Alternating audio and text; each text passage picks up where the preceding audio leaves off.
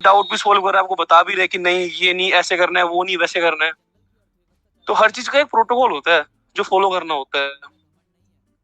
और जिन भाइयों को ऐसा लगता है ना कि रेंडमली कुछ भी चीजें होती हैं, वो कुछ भी कर सकते हैं, तो भाई ऐसा नहीं है। चक्रास बैलेंसिंग वगैरह वो एक अलग टेक्निक है, वो अभी इन चीजों में नहीं आती। ये सिर्फ नॉर्मली एनएलपी है जो हमारे बिलीफ को चेंज करने के लिए है, मेनली हमारी साइकोलॉजी के ऊपर ही काम करता है। आप ट्रांस की स्टेट में होते हो, अपने हिप्नोटिज्म के अंदर जाके अपने बिलीफ को चेंज करते हो, विजुअलाइजेशन के थ्रू अपने गोल को अपने माइंड में सेट करते हो। ये प्रॉपर एक साइंटिफिक मेथड है, एक साइंटिफिक अप्रोच है।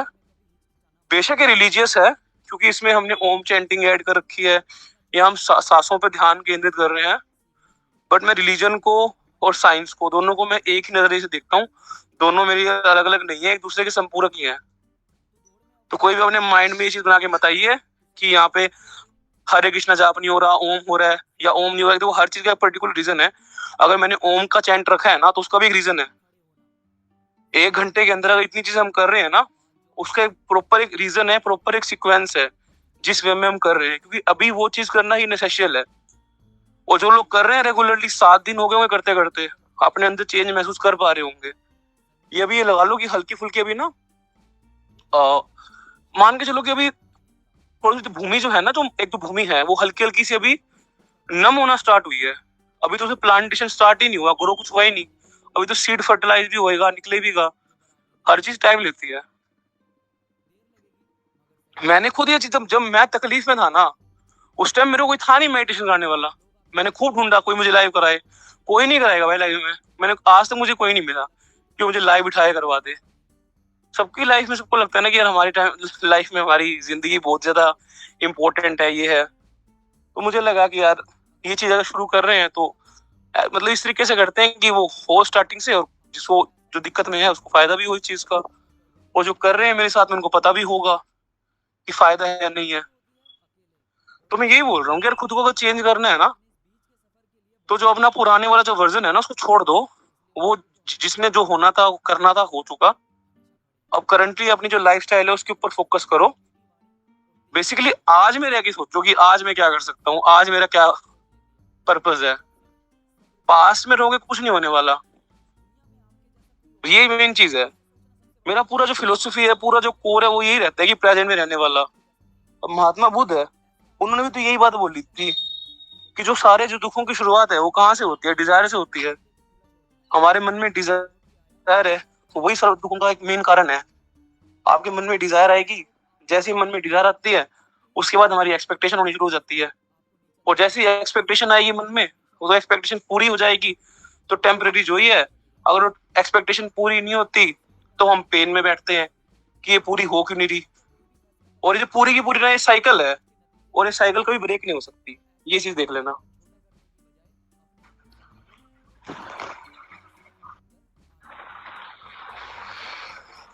और ये भी नहीं है कि हमारे जो अंदर की जो डिजायर है ये आना, या हमारे अंदर जो एक्सपेक्टेशन पैदा होती है ये होना बंद हो जाएगी। बंद कुछ नहीं होने वाला। नॉर्मल ह्यूमन है, ह्यूमन के लेवल पे सोचेंगे रह के, कोई जादू जूदू नहीं होने वाला। बस ये है कि अपने आप को थॉट से थोड़ा डिस्टेंस करके देखना है कि मेरे मन में थॉट आ रहा है तो क्यों आ रहा है, और मतलब इसका मैं क्या कर सकता हूँ। एक इंसान है, ए और बी है, 2 इंसान है, ठीक है। अब तीन सिचुएशन, तीन तुम्हारे आगे मैं सिचुएशन लूंगा, है ना। जो कहते हैं ना कि चॉइस कैसे डेस्टिनी बनाती है, तो इस एग्जांपल से समझ में आ जाएगा कि चॉइस से डेस्टिनी कैसे बनती है। एक ए बंदा है और एक बी बंदा है। बी ने ए को गाली बकी, ए ने क्या किया, बी ने गाली बकी तो ए क्या बोला उसको, तेरी गाली तू तेरे पास रख, तू अपने काम से काम रख, मैं अपने काम से काम रखूंगा, मेरा तेरे से कोई लिंक नहीं है। अपनी आज से यारी दोस्ती खत्म। ए अपने रास्ते, बी अपने रास्ते। ए की अलग जिंदगी चल रही है, बी की अलग चल रही है, दोनों खुश हैं। सेकंड सिचुएशन है, बी ने ए को गाली बकी, ए का दिमाग खराब है, पहले से डिस्टर्ब है। ए ने क्या किया, बी को गाली बकी, फिर बी ए को पकड़ा है। दोनों की आपस में मार कुटाई होगी बहुत ज्यादा, एक दूसरे को चोट चोट मार दी, और आपस में दोनों की पूरी रंजिश होगी। दोनों ने एक दूसरे पे केस मुकदमा कर दिया, अब दोनों केस लड़ रहे हैं, वकीलों में पैसा खराब कर रहे हैं, और उनके परिवारों की भी आपस में रंजिश हुई पड़ी है, और पूरा उनका मतलब एक बैर चल पड़ा। उनके बच्चे भी लड़ रहे हैं आपस में, पूरी उनकी चल पड़ी। कहते ना कि पीढ़ी दर पीढ़ी जो लड़ाई झगड़ा होता है वो चल पड़ा। अब थर्ड सिचुएशन है, उसमें बी ने एक ए को गाली बकी, ए ने तुरंत चक्कू निकाला और बी की गर्दन काट दी गुस्से में। बी मर गया, ए अब जेल में है। ए जेल में है, उसकी अलग जिंदगी बर्बाद होगी। बी मर गया, उसका परिवार अलग रोड पे आ गया।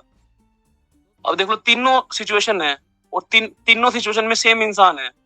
और ये चीज देखो कि उनके जो रिएक्शन है, उनके जो रिएक्ट करने का तरीका है, उनसे उसकी डेस्टिनी बन रही है। जो हमारी चॉइस है ना, वही हमारी डेस्टिनी बनाती है।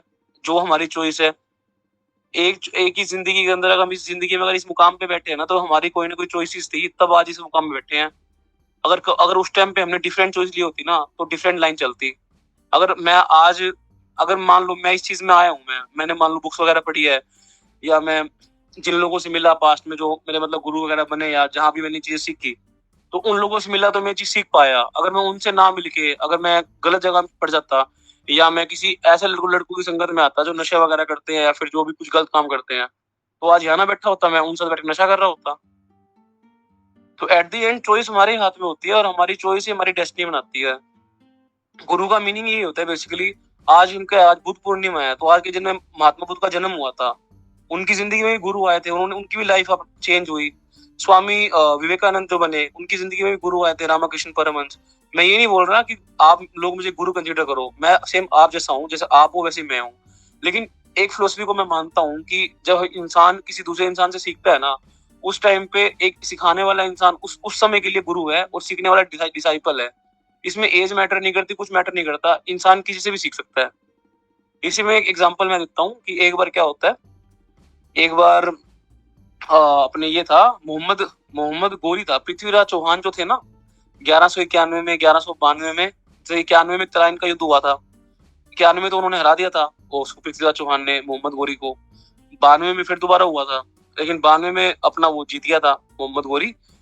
तो मोहम्मद गोरी ये था, जब 91 में हारा था ना, वो बुरी तरह हारा था, उसकी सारी सेना खत्म हो गई थी, और उसने मतलब अपने आप को ना प्राण लेने की कोशिश करी थी, और वो बैठ गया था जहर की बोतल लेके कि मैं मरूंगा, अब जिंदगी में कुछ बाकी नहीं है। तो वो एक चीज ये देखता है कि जो चींटी थी ना, मतलब वो एक चींटी दीवार पे चढ़ रही होती है, वो दीवार पे चढ़ रही है, बार बार गिर रही होती है, फिर चढ़ रही है, फिर गिर रही है, फिर चढ़ रही है, फिर गिर रही है। तो वो सोचता है कि यार, ये जो चींटी है, ये हार नहीं मान रही, छोटी सी बार बार ट्राई कर रही है, मैं उससे क्यों हार मानूं। वहां से उसका बिलीफ चेंज हो गया, एक छोटी सी चींटी को देख के। वहां से उसने लर्निंग उठा ली।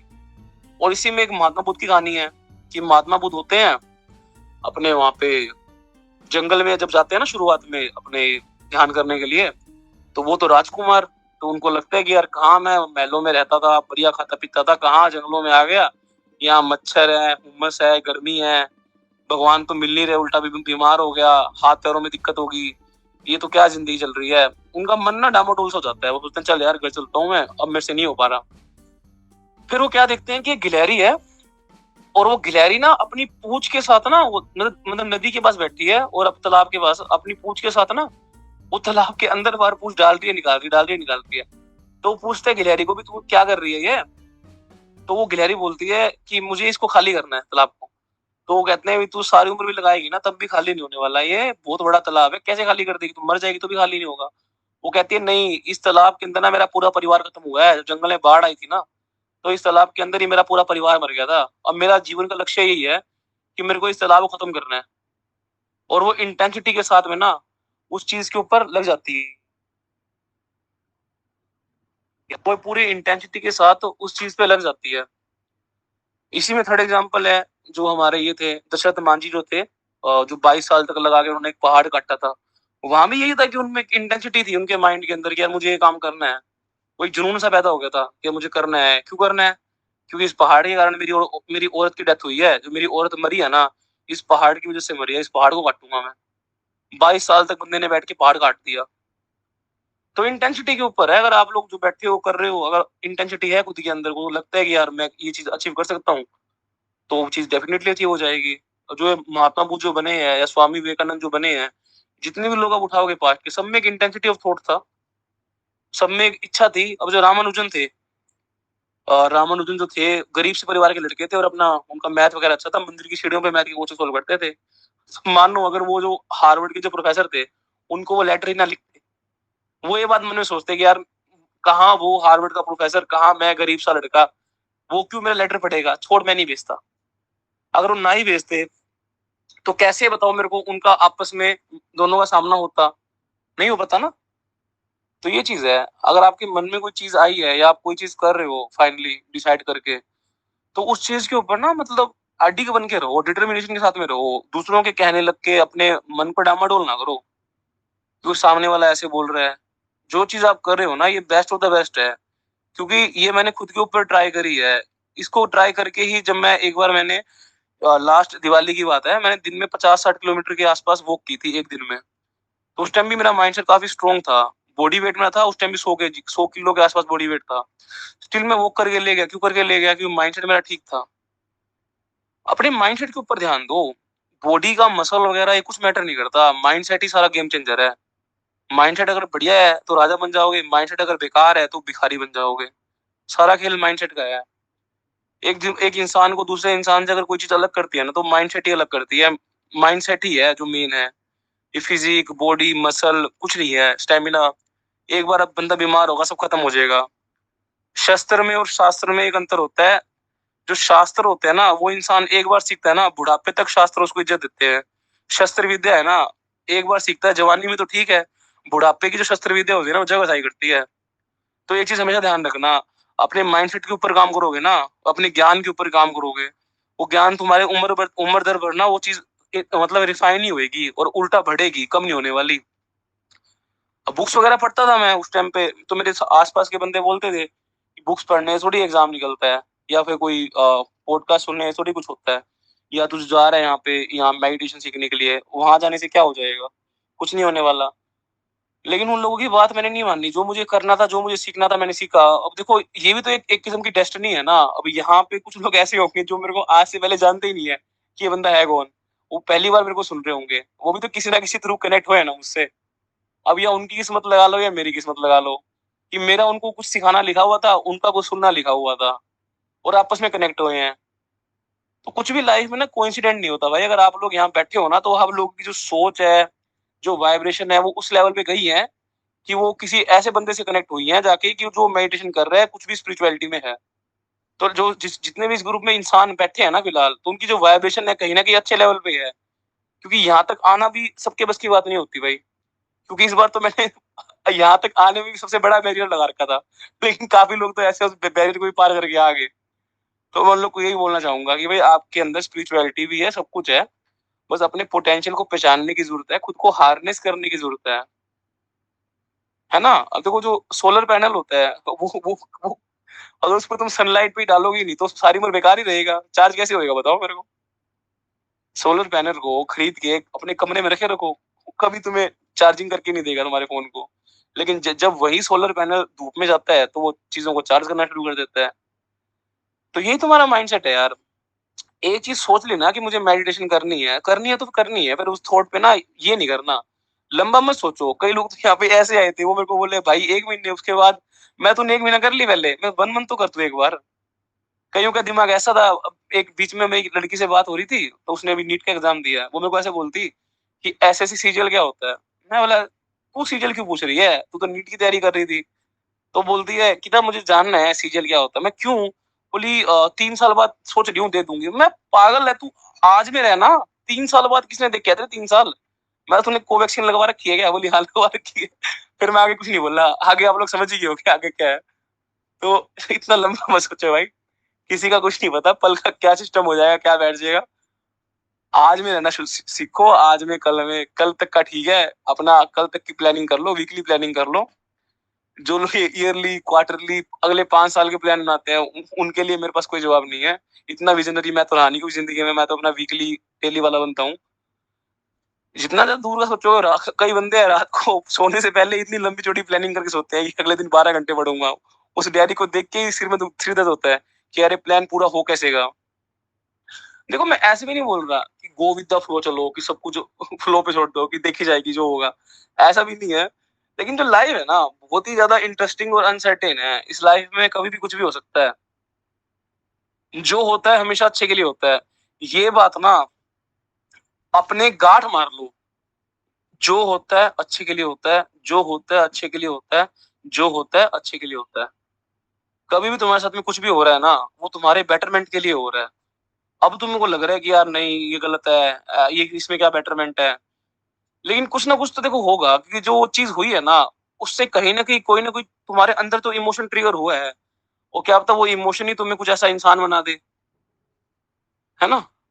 जैसे आज सुबह मेरे साथ में क्या हुआ, मैं एक्टिवा लेके जा रहा था मम्मी के साथ में, मार्केट जाना था। तो एक्टिवा का पेट्रोल पंप पे पेट्रोल डलवाया, और उसके बाद में वो एक्टिवा जो सेल्फ लग नहीं रहा था एक्टिवा का, तो मैं किक से स्टार्ट कर रहा था। उसकी किक जाम हो गई एक्टिवा की। तो किक जाम होगी उस एक्टिवा की। आज सुबह की बात है ये। तो फिर मैं मारी जाऊं, किक ना लगे।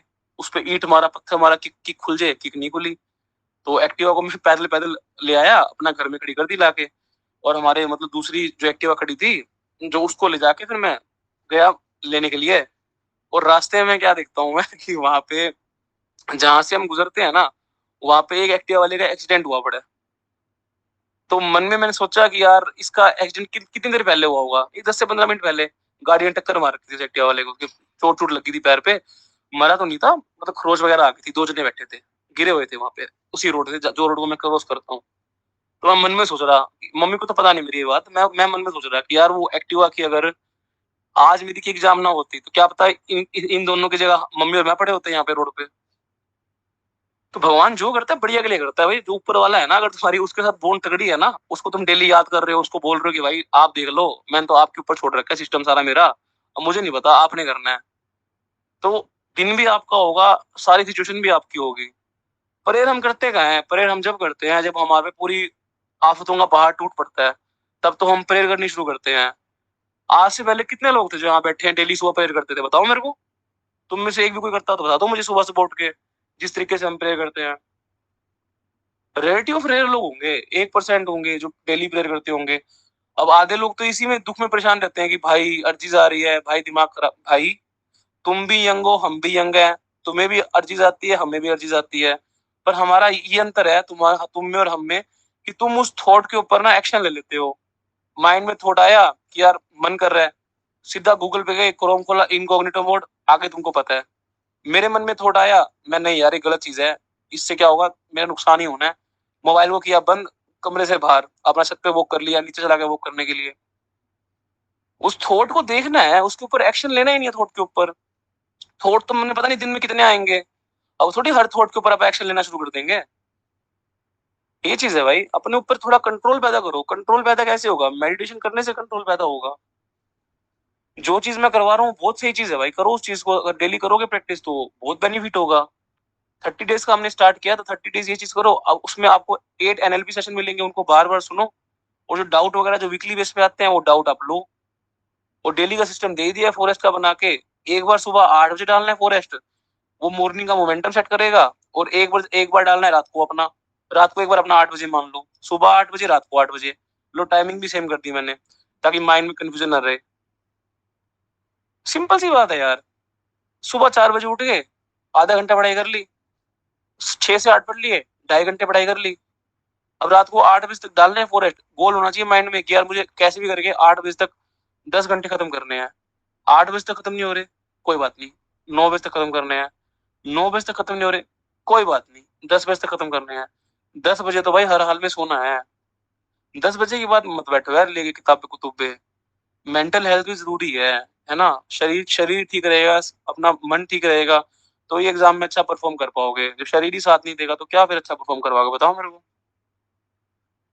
और बाकी जिनको भी कोई प्रॉब्लम वगैरह है, जो मान लो थोड़ा फिजिकल बेस पे है या फिर थोड़ा साइकोलॉजिकल बेस पे थोड़ा सफर कर रहे हैं, तो मैं बता देता हूँ कि अपा जब सुबह ये जो चीजें स्टार्ट करते हैं ना, तो कोशिश किया करो कि 6 बजे के बाद मतलब हल्की फुल्की, जब सुबह सुबह जब धूप निकलनी स्टार्ट होती है ना, सूर्य निकलते हैं, तो हल्का फुल्का 5 5 मिनट तक, 4 मिनट तक छत पे थोड़ा घूम लिया, सूर्य को देख लिया, पक्षियों को बाजरा डाल दिया। जितना हो सका ना खुद को नेचर के साथ में कनेक्ट करो। नंगे पैर थोड़ा जमीन के ऊपर रख के बैठो 10 से 15 मिनट, ताकि अर्थ के साथ हमारा एक कनेक्शन बन पाए। आधे लोग तो ऐसे होंगे कि 24 घंटे ही चप्पल पहन के घूमते हैं, वो रबड़ की चप्पल है, अर्थ के साथ कनेक्शन बन नहीं पाता, तो बॉडी जो हमारी है वो अर्थ से जुड़ी नहीं पाती। सुबह जो मैं करवाता हूँ मेडिटेशन, तो उसमें यही तो चीज होती है ना कि अर्थ अर्थ के साथ हम अपना कनेक्शन डेवलप करते हैं। तो ये चीजें हैं। आज हमें देख लो मेडिटेशन करते करते लगभग 8 दिन का समय हो चुका है, 1 वीक का ऑलमोस्ट आज हो गया है हमें करते करते।